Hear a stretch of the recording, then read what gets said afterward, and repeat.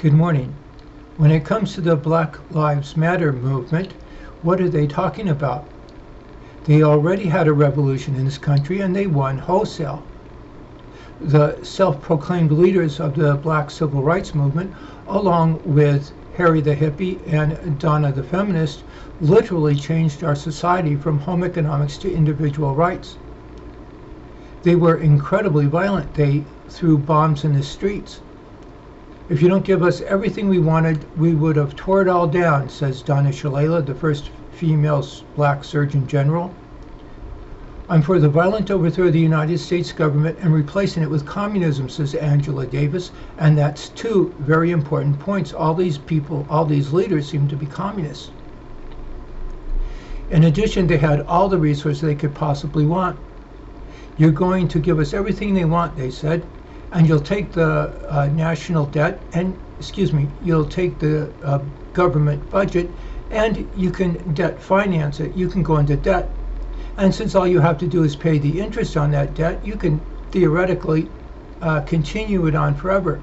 So you're going to give us everything we want, and we're going to operate under the idea of unlimited resources. They had everything.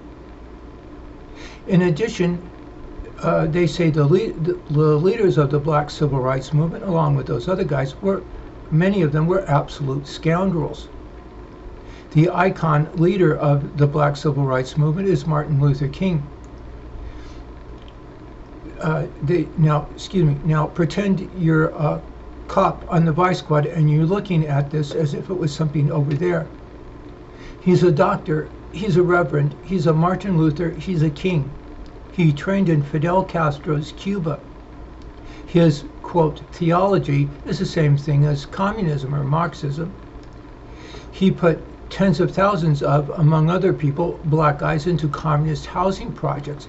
He plunged an entire generation of mothers into poverty. They're the welfare mothers. I hope you realize that they're the ones that went back and asked the 10-year-old what he wanted for his birthday.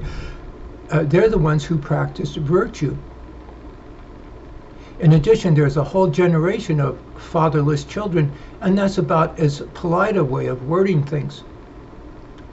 Also, they say that when it comes to many of these guys, including Dr. Reverend Martin Luther King, he was a scoundrel personally.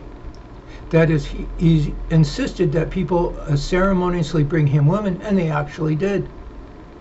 They tell the story about doing that while his wife is waiting in the other room at the hotel, and the next day he gave his iconic "I Have a Dream" speech. And these are the people who say to judge people by the content of their character. I'm not sure they were being quite candid. Let's start to wrap up this anecdote. I thought that discriminating against black guys in this country meant that they weren't being allowed to join the gang in the playground, to be an American Yank, to be a normal person, even though that's not a normal thing, and then to be a good husband, and then good father, and then a good citizen. And they had every opportunity, and they turned it down. Instead, they chose to change our society into a peasant and property class society with themselves as the upper class, literally the professional consumption society. Somebody better start listening to these anecdotes.